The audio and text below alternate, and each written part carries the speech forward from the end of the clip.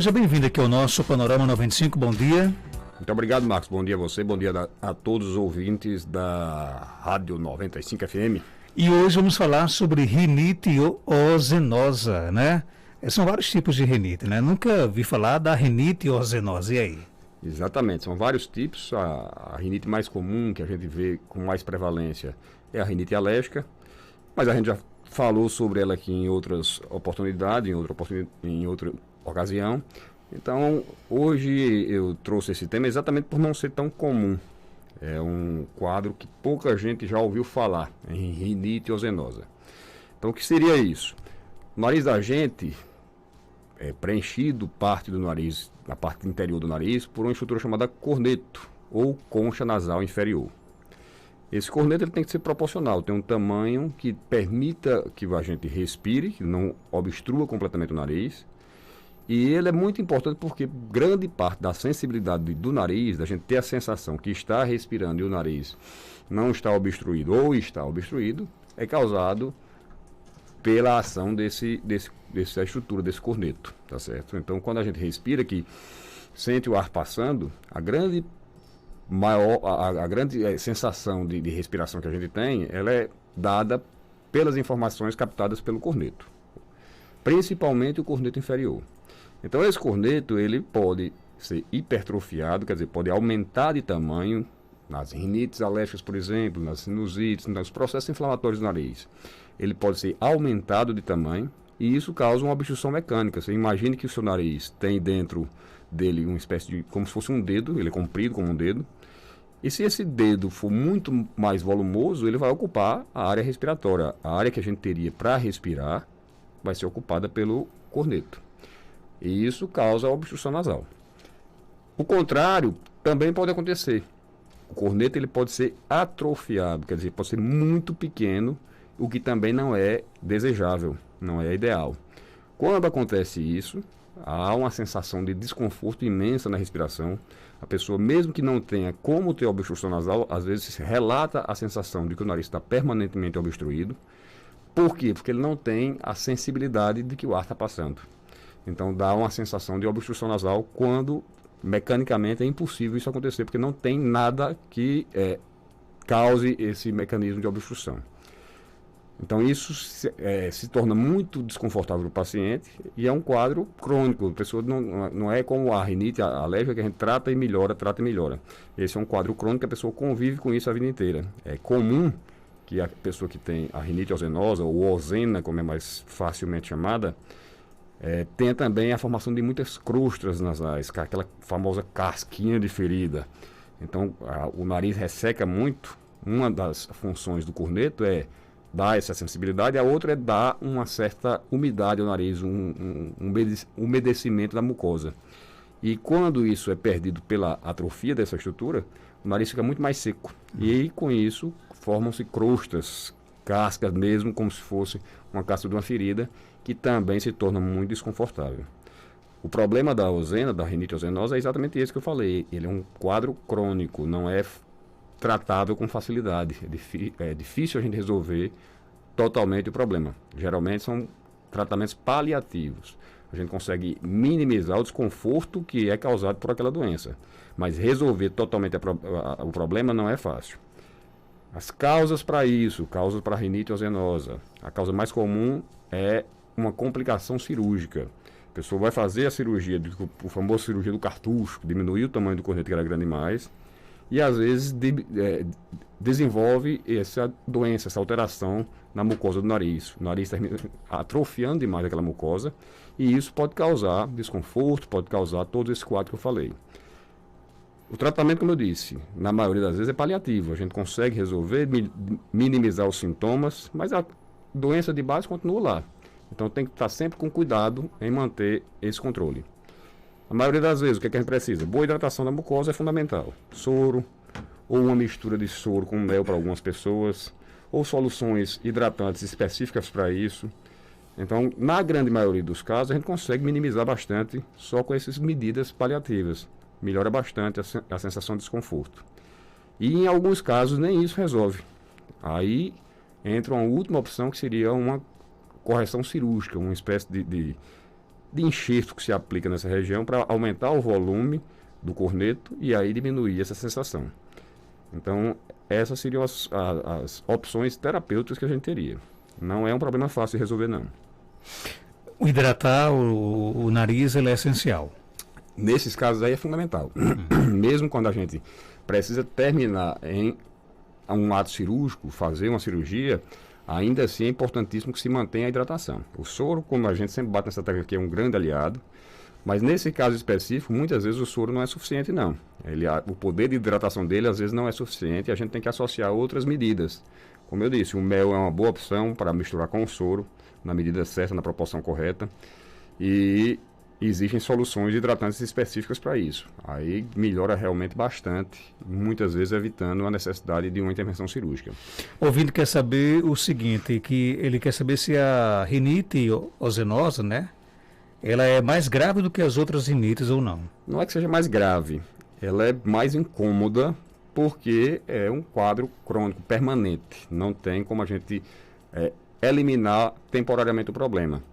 Por exemplo, quem tem rinite alérgica, trata, elimina totalmente os sintomas. A pessoa passa a conviver diariamente com a rinite, embora não tenha cura, mas passa a conviver diariamente sem sintomas nenhum. E às vezes esse período é longo, a pessoa passa muito tempo sem ter incômodo nenhum. Na rinite ozenosa, ela tem que ser um convívio diário de correção do problema. A pessoa não pode relaxar nenhum dia, se começar a relaxar, vai voltar a incomodar com certeza. Isso em qualquer rinite? Na ozenosa. Em qualquer rinite a gente tem que ter os cuidados diários, isso aí é fato.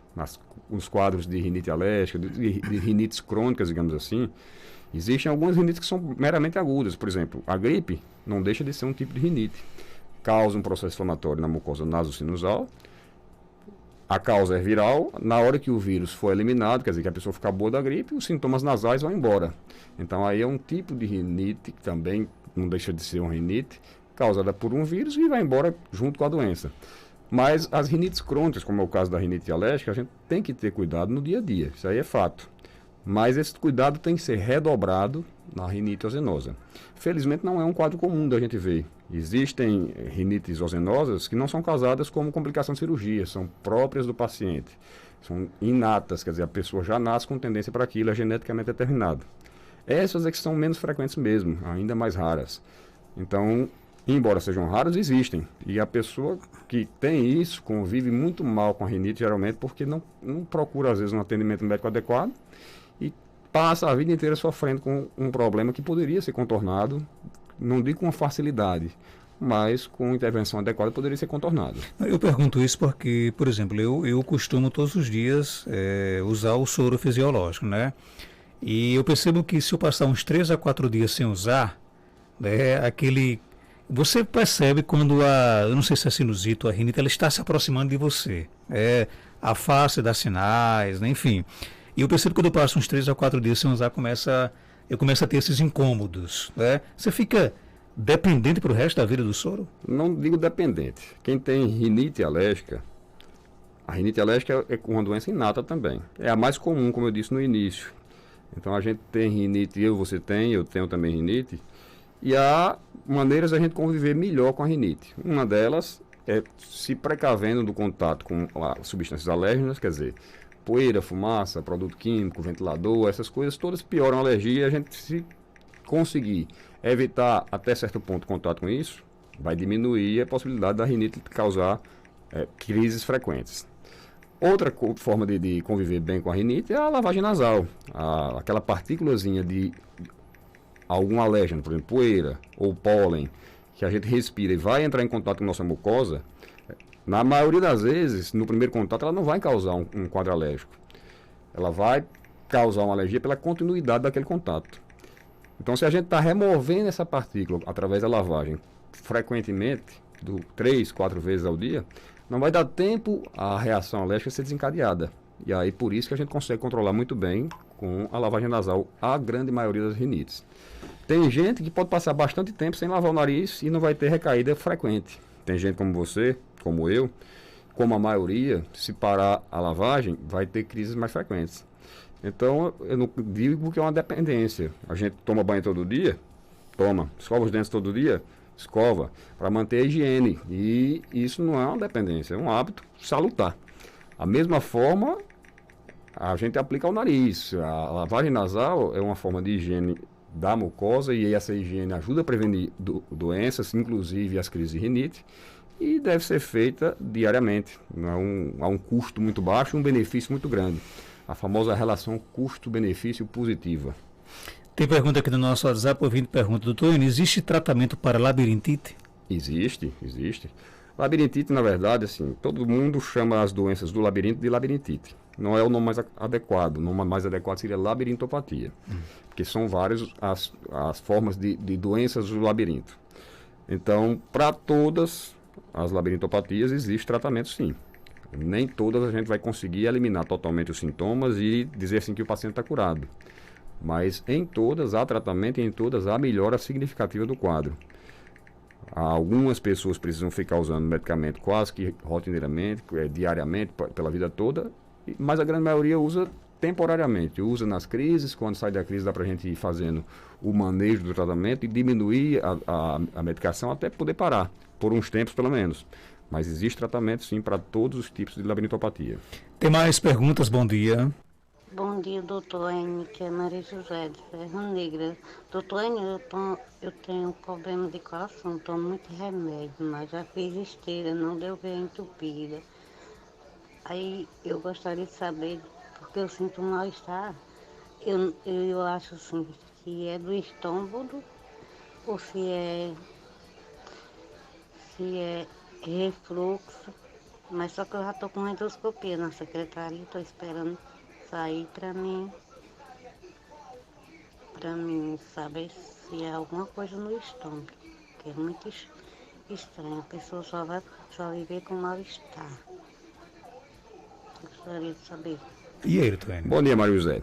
O mal-estar, na verdade, é um sintoma que é muito amplo, né? Eu entendo que o seu mal-estar que você relata seja náusea, aquela vontade de vomitar, tudo que come realmente não cai bem, como se diz, dá aquela sensação de indigestão. Se for esse realmente o seu sintoma, grande chance do seu problema vir do estômago mesmo. As gastrites, os processos inflamatórios, as doenças da mucosa gástrica, quer dizer, do estômago, podem causar esse tipo de sintoma assim, com uma certa frequência. A endoscopia é o caminho correto, você está no caminho correto, vai fazer já o exame que é necessário. Caso realmente se confirme o problema de estômago, existe tratamento para isso também, que deve melhorar com esse tratamento. Agora é aguardar fazer o exame para confirmar o diagnóstico. Tem mais perguntas? Doutor, eu tenho um filho de 2 anos com rinite alérgica. O que é que eu devo evitar? Vamos lá. Coisas mais importantes. Poeira doméstica talvez seja a principal coisa a ser evitada e não diga mais fácil, mas a mais viável. Então, na casa, quanto menos vassoura e espanador, melhor. A limpeza da casa, o ideal é que seja feita com pano úmido, tanto no móvel como no piso. Ventilador para ele, quanto mais evitar, melhor. Eu sei que a região da gente é muito quente, se não for possível evitar totalmente, botar o mais distante possível. Quanto mais próximo fica do paciente o ventilador, mais prejuízo causa. Tudo que acumula poeira em casa, tapete, carpete, cortina, bicho de pelúcia, deve ser evitado. Na medida do possível, quanto mais evitar essas coisas, melhor.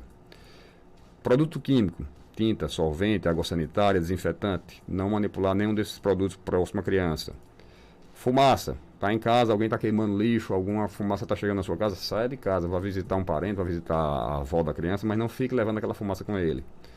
Gelo demais, deve ser evitado, criança não deve consumir gelo demais.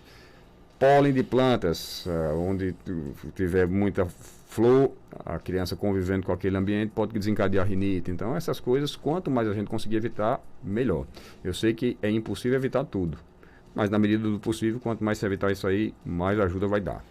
Tem mais perguntas no nosso WhatsApp? Bom dia. Marcos, bom dia, tudo bom? Pergunta aí a doutor Enio. Minha filha, ela tá com um carocinho, assim, de lado da orelha, sendo na cabeça. Agora ele é mole, dói.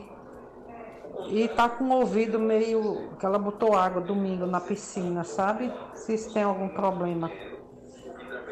Eu tô muito nervosa, mas dói. Meio molinho, dói. Ela veio notar ontem. Aí eu não sei, o ouvido dela, ela disse que tá meio dolorido, sabe? como se tivesse água no ouvido. Não sei se isso é alguma coisa, não sei. Eu já estou muito preocupada. Procurei até coisa para ele, mas eu acho que não tinha vaga. E dá para tranquilizar nosso ouvinte?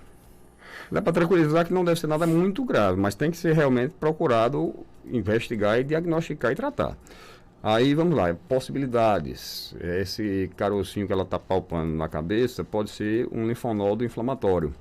Essa região por trás da orelha, no pescoço, nas axilas, nas virilhas, são muito ricas em linfonodos. Os linfonodos são órgãos de defesa do nosso organismo. Então, quando tem um processo inflamatório por perto, ele é acionado a trabalhar e combater essa inflamação.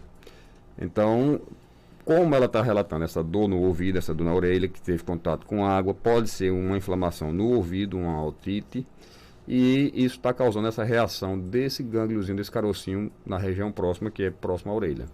Eu diria que é o mais provável que esteja acontecendo isso. De toda forma, tem que tratar, tá certo? Porque se tem uma inflamação, a tendência é que essa inflamação até possa aumentar e causar um problema mais sério no ouvido. O ouvido não se guarda problema.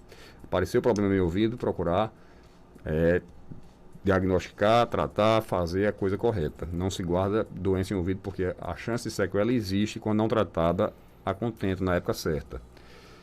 Pode ser outras coisas? Pode ser um cisto, pode ser algumas outras coisas que a gente não tem como dizer sem avaliar. Então, o mais provável é que seja isso aí que eu falei no início, mas não dá para afirmar que seja isso sem fazer um exame. Então, o correto é que ela procure realmente atendimento médico, faça um diagnóstico e um tratamento correto para a criança. Não esqueça das palavras do Toênio. Não se guarda problema no ouvido, né? De ouvido. Nunca. Ouvido, olho, no caso nenhum, né? Mas alguns órgãos são mais sensíveis. O ouvido é um deles. O ouvido é um deles, o olho é um deles. O nosso bom e velho coração tem que ser tratado com muito carinho, muito respeito. Cérebro, rins, os órgãos mais importantes do nosso corpo. Me chamo Edgley, sou caicoense, residente em Minas Gerais. Um abraço, Edgley. Gostaria de fazer uma pergunta em relação ao Neosoro. Eu uso há mais de 15 anos e dizem que não faz muito bem para a saúde e que acelera o coração. Isso é verdade? É verdade. Neosoro, Sorinam, Atugil, vários medicamentos que têm ação vasoconstritora, eles devem ser evitados a longo prazo, que é o que está acontecendo com ele. Então, a ação desse medicamento, o vasoconstrictor, ele tem a ação de diminuir o calibre do vaso, quer dizer, fecha os vasos sanguíneos. Ele funciona da seguinte forma: o nariz da gente, os cornetos, que é aquele que eu falei no início da nossa conversa, eles são um tecido meio esponjoso. Quando ele inflama, ele se enche de sangue, aumenta de volume e por isso causa obstrução do nariz. Então, como é que funciona esse tipo de medicamento que tem vasoconstrictor? Ele diminui o calibre do vaso, o sangue não flui adequadamente. Como não flui, não chega sangue no corneto, ele murcha, ele diminui de volume e a pessoa passa a respirar bem. Só que o nariz não pode viver nesse regime de hipofluxo a vida inteira. Há vários anos, como ele está fazendo, pior ainda, tá certo? Então, ele está submetendo a mucosa nasal dele a um regime de sofrimento permanente. E esse regime de sofrimento realmente pode causar efeitos colaterais, principalmente locais. O principal efeito colateral é no próprio nariz. Ele agrava o problema inflamatório que já existia, pode afetar o olfato, pode afetar o paladar e, a longo prazo, também pode ter repercussões cardiovasculares por absorção sistêmica. A pessoa tem mais uma tendênciazinha de hipertensão, tem uma tendência maior de alterações do ritmo cardíaco, que é a arritmia. Então, para as pessoas que já têm propensão a esse tipo de doença, maior ainda a contribuição desse tipo de medicamento. Então, é realmente contraindicado se usar a longo prazo. O que eu recomendo para ele: procure um bom profissional aí na sua região, faça um tratamento adequado que você consegue se livrar do Neosoro, tratando adequadamente. Tem mais perguntas? O nosso WhatsApp, bom dia. Bom dia, Marcos Dantas. Bom dia, doutor Enio. Doutor Enio, esse tempo, pronto, de setembro para dezembro, é o tempo mais quente que tem. Meu nariz, nesse tempo, começa a ficar seco, que chega a ferir. O que é que eu faço? E arde muito a meio-dia. E ele, Toênio? Muito bem. Aí o problema principal não é a temperatura, não é porque é tão quente. O problema principal é a umidade baixa, a umidade relativa do ar muito baixa. A região da gente é quente o ano inteiro. Na época do inverno, fevereiro, março, é muito quente também, mas a umidade relativa do ar é alta. Então, causa menos problema no nariz desse aspecto aí. O que acontece é que, como está muito seco, realmente resseca muito a mucosa. Esse ressecamento pode provocar pequenas fissuras, pequenas rachaduras na mucosa do nariz, como o pé de quem trabalha descalço, às vezes, no sítio. A gente vê aquele rachão no calcanhar. Então, em menores proporções, muito menores proporções, pode acontecer algo semelhante no nariz, essas pequenas fissuras que ferem realmente o nariz, e isso é bastante incômodo. O que é que a gente pode recomendar? Primeira coisa, tentar resolver isso só com lavagem nasal. O soro fisiológico, que eu sempre recomendo aqui, pode ser usado por qualquer pessoa sem contraindicações. Então, bota na palma da mão, enche a palma da mão de soro, fecha a narina e aspira o soro pela outra mão, ou pela outra narina, melhor dizendo. Chegar na garganta, cospe, assua devagarinho o nariz, não força muito na hora de assoar, faz essa lavagem rotineiramente, quer dizer, todos os dias, e várias vezes ao dia, pelo menos 3 vezes ao dia. Muitas vezes isso é suficiente para melhorar essa sensação de ressecamento. Algumas vezes só o soro não dá mais conta, porque já está, digamos, mais avançado o quadro, a rinite está instalada, a vestibulite, que é uma inflamação do vestíbulo nasal causada por esse tipo de lesão, está instalado. Então, nesses casos, às vezes, além do soro, é necessário medicamento. Mas aí, se por acaso ela usar o soro, não resolver, aí eu recomendo que ela procure um atendimento para fazer realmente uma avaliação e tratar a contento. Dr. Enio Lobo, ele é médico otorrino, está na Clínica Cardiokid, na Rua Augusto Monteiro, 1248, aqui no centro de Caicó. Telefones 3417-1016, 99667-7510 e o WhatsApp 98154-4453. Dr. Enio, obrigado pela sua participação. Eu que agradeço, Marcos. Um bom dia a todos e até a próxima semana, se Deus permitir. 8 horas 15 minutos.